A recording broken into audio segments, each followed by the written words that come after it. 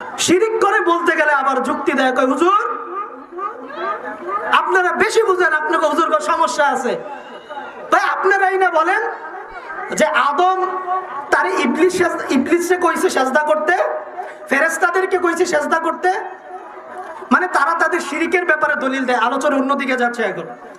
যখন তাদেরকে বলি আল্লাহ ছাড়া আর কাউকে কি করা যাবে না, সেজদা করা যাবে না।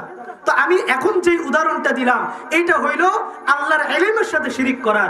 আর কেউ যদি আল্লাহ ছাড়া অন্য কাউকে সেজদা করে তাহলে এটা আল্লাহর জাতের সাথে, আল্লাহর সত্তার সাথে শিরিক হবে, ঠিক কিনা? এখন কেউ যদি কোনো বাবার কবরে গিয়া কোনো মাজারের মধ্যে গিয়া যদি সেজদা দেয়, সেজদা দেওয়ার পরে এটা আল্লাহর জাতের সাথে শিরিক হবে, ঠিক কিনা? তো তাদেরকে যখন বলি যে ভাই সেজদাটা কেন দেন, বলতেছি সেজদা দিলে সমস্যা কি? কেন ভাই সমস্যা অবশ্যই আছে, আল্লাহ ছাড়া অন্য কাউরে সেজদা দেওয়া যাবে না।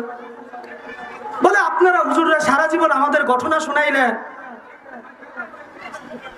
যে আদম আলাইহিস সালাতু ওয়াস সালামকে সৃষ্টি করার পর ফেরেশতাদেরকে আল্লাহ বলছে সেজদা দিতে, তারা সেজদা দিছে না?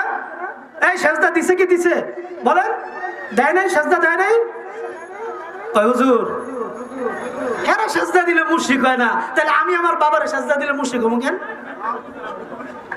তো ফেরেশতারা যদি আদমকে সেজদা দিয়ে মুশরিক না হয়, গায়রুল্লাহরে সেজদা করছে না, আল্লাহ ছাড়া আরেকজনের সেজদা করছে না, তো তারা যদি মুশরিক না হয় আমি কেন মুশরিক হবো? ফাও কথা বাদ দেন। তাদের প্রশ্নের উত্তর দিতে গিয়ে আমি একটা কথা বলি, দেখেন হযরত আদম আলাইহিস সালাতু ওয়াস সালামের জামানায় দুনিয়ার শুরুর দিকে দুইজন কইরা যমজ সন্তান হইতো, একটা ছেলে একটা মেয়ে। তো প্রথম যে যমজ সন্তান হইতো, পরে আবার যে যমজ সন্তান হইতো, তো আগের ঘরের ছেলের সাথে পরের ঘরের মেয়ে, পরের ঘরের মেয়ের সাথে আগের ঘরের ছেলের কি হইতো, বিয়ে হইতো।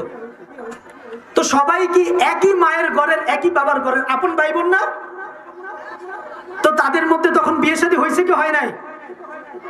এখন আমি তার উত্তর দেই, ঠিক আছে তাহলে আপনি আপনার সন্তানকে আর আপনার ছেলে আর মেয়েকে বিয়ে শাদী দিয়ে দেন। এই বিয়ে শাদী দিবেন নাকি আপনারা? এই জায়েজ হবে? কেন হবে না? আদম আলাইহিস সালাতু ওয়াস সালামের জমানায় তো ঠিকই দিছে, তাহলে এখন কেন হবে না? উত্তর দেন।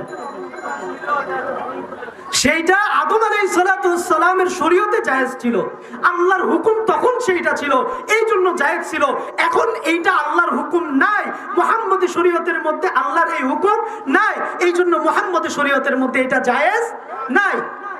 এই প্রশ্নের যে উত্তর, ওই প্রশ্নের সেই উত্তর তখন আল্লাহ বলছিলেন যে আমার নবীকে সেজদা করো, এখন সেই আল্লাহই বলতেছে আমি আল্লাহ ছাড়া এই মুহাম্মদের শরীয়তের মধ্যে